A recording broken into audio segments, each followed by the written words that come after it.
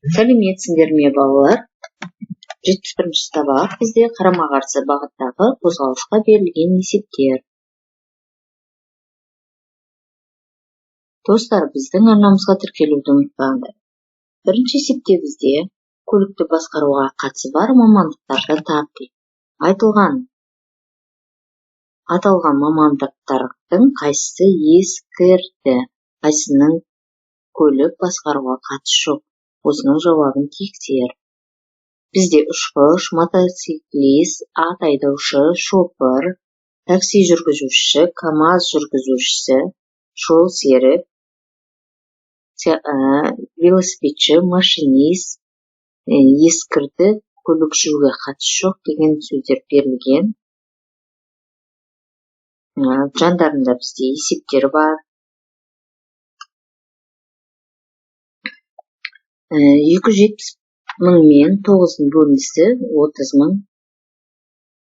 Ұшқыш, 75 мың мен 150-ның бөлінісі 500 жол серік, 270 мың мен 900-ның бөлінісі 300, 7500 мен 150-ның бөлінісі 50, 75 мың мен 15-ның бөлінісі 5 мың, 270 мың мен 90-ның бөлінісі 30 мың, 81 мың мен 9-ның бөлінісі 90 мың, 81 миллион мен 90 миллионның бөлінісі 900, 81 мың мен 9 мыңның бөлінісі 90 мың. Яғни ескірген мамандық ат айдаушы 300, көлік басқаруға қатысы жоқ, жол серік 500. Яғни бұл жердегі өзгеше мамандықтың атауын айтты. Жаңсы біздің есебіміздегі. Екінші, сызбаны қарақ. Не бейнеленген? Қозғалысқа қанша автокөлік қатысқан? Қандай мәліметтер белгілі? Не белгісіз? Осы екі автокөлік қанша уақыттан кейін кездесетінін қалай табуға болады? Бізде сонымен қатар ереже берілген, есіңде сақта деп, бір-біріне қарама-қарсы бағытта қозғалған кезде жақындау жылдамдықтарының қосындысына тең. V1 қосу V2 тең V. 60 пен 40-ның қосындысы 100 км сағатына. Автокөліктердің бір-біріне жақындау жылдамдығы. Автокөліктер қанша сағаттан кейін кездесетінін білу үшін бастапқы арақашықтықты жақындау жылдамдығына бөлу қажет. Т тең S бөлу V, яғни 400 пен 100-ның бөлінісі 4 сағат. Екінші себебі V1 бізде 40 км сағатына, V2 60 км сағатына, S бізде 400 км, бізде уақыт белгісіз. Енді біз уақытты табу үшін V1 мен V2-ні қосамыз, яғни 440 пен 60-ты қоссақ бізде 100 км сағатына.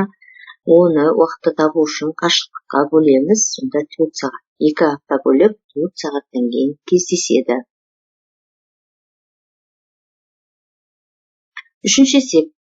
Сызбаны және есепті шығарудың әртүрлі тәсілдерін қарастыр, оларды түсіндір. Қозғалыс кезінде арақашықтықты табу формуласын жаз. S-тен B көбейту, бізде T S-ті табу үшін көбейтеміз.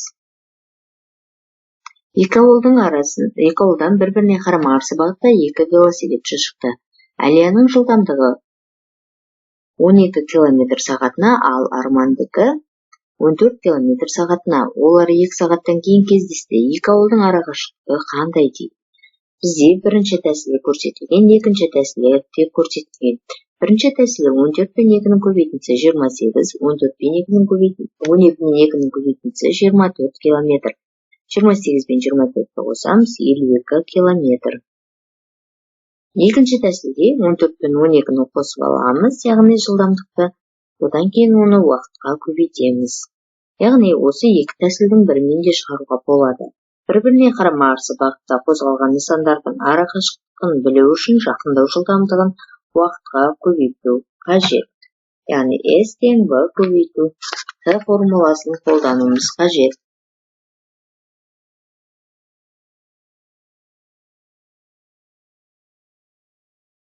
Ал бізде мына жерде есептің шығарылғанын мен әдістерін айтып бердім. Сол төртінші есепте Есептерді оқы, сызбаларға қара, олар туралы не айтуға болады? Екі ауылдан екі мәшине бір уақытта бір-біріне қарама-қарсы бағытта шығып, 2 сағаттан кейін кездесті. Бірінші мәшине 60 км сағатына жылдамдықпен жүрді. Екінші мәшиненің жылдамдығы 40 км сағатына. Екі ауылдың арақашықтығы неше километр? Бізде В1 тең 60 км сағатына, В2 бізде 40 км сағатына, уақытымыз біздің 2 сағат, біз S-ті табуымыз қажет.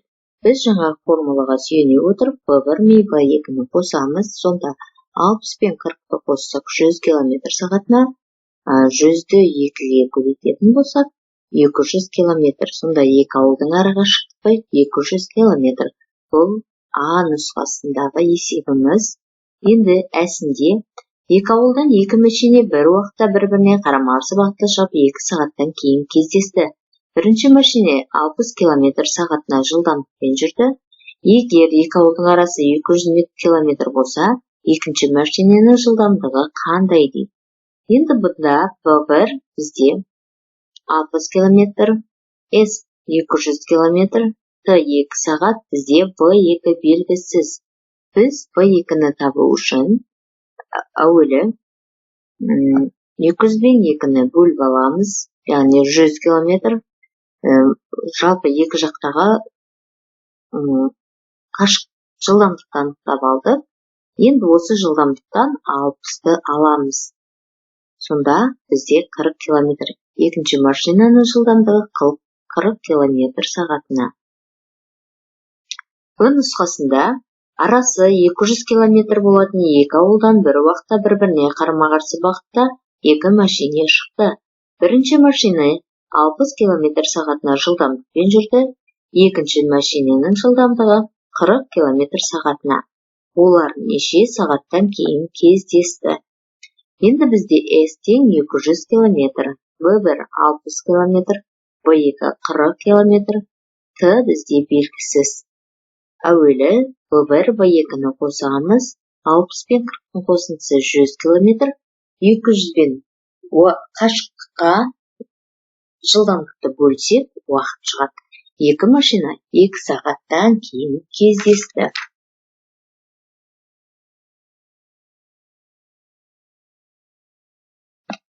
Бесінші есеп тапсырманы орында дейді.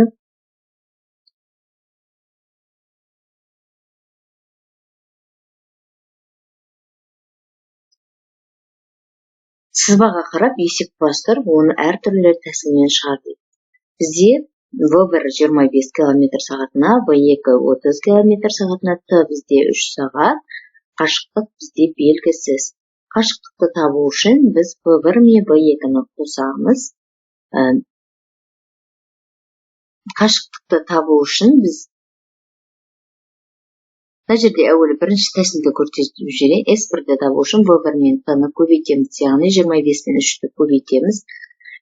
Қосуға да болады, қазір оны екінші тәсілде айтып кетем. 23 пен 3-ті көбейткенде 75 км.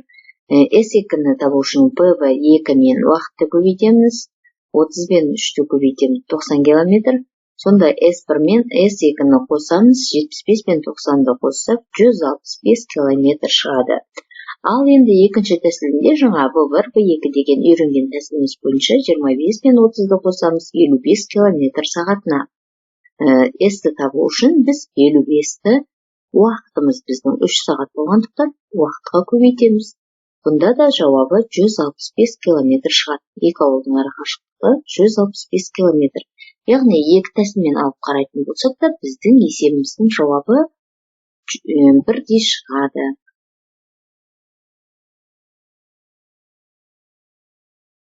Алтыншы есепте амалдардың орындалу ретін анықта және есепте. Алтыншы есепте бізде жақшашылған 11242 мен 776-ның жақша ішінде айырмасы бөлу 6 қосу 435.036 мен 6-ның бөліндісі. Яғни әуелі амалдардың орындалу ретін анықтап аламыз. Жақшашы бірінші орындалады, одан кейін 6 мен бөлінісі екінші, содан кейін барып үшінші бөлу, төртінші қосу амалы орындалады. Бұл есептердің жауабы 11242-ден 7006-ны алатын болсақ, 4236 шығады. 4236-ны 6-ға бөлсек 706. 435.036 мен 6-ның бөліндісі бізде 72506 шығады. 72506 мен 706-ны қоссақ 73212. Екінші есепте жақша ішінде 18370 пен 23679-дың қосындысын 7-ге бөлеміз, оны 40-қа көбейтеміз. Одан шыққан санды 256.900-ге қосамыз.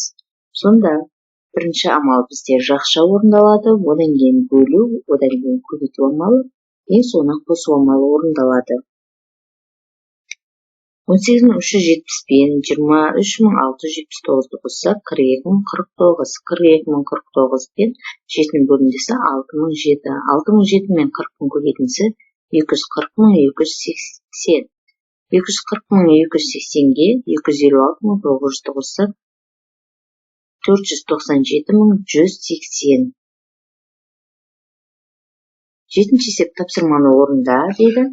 Ойлан және жауап бер дейді. Бұл логикалық есеп. 7 литр мен 12 литр ыдыстарының көмегімен 1 литр суды қалай өлшеп алуға болады? 7 литр бұл жерде 0,705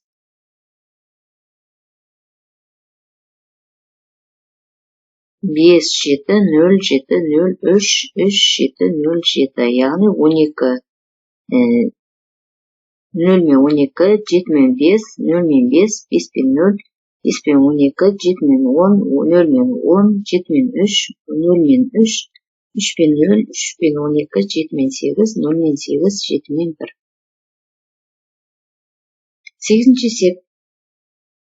Суретке қарап, пойыздар қандай бағытта қозғалды? Есеп құрастыр, дәптеріңе сызбасын салып, есепті шығар дейді.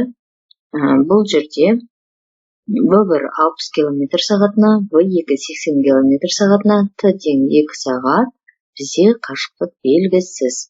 Енді қашықтық табу үшін біз бағанағы екінші тәсілмен шығарып кетейік. В1 мен В2-ні қосамыз, сонда 60 пен 80-нің қосындысы 140 км сағатына. Ал енді қашықтықты табу үшін осы жылдамдықты 2-ге көбейтеміз. 140 пен 2-нің көбейтіндісі 280 км. Екі пойыздың ара қашықтығы 280 км болады екен. Балалар, біздің бүгінгі сабағымыз аяқталды. Келесі сабақта жүздескенше лайк басып, қоңыраушаны басып қойыңдар. Арнамызға тіркелуді ұмытпаңдар.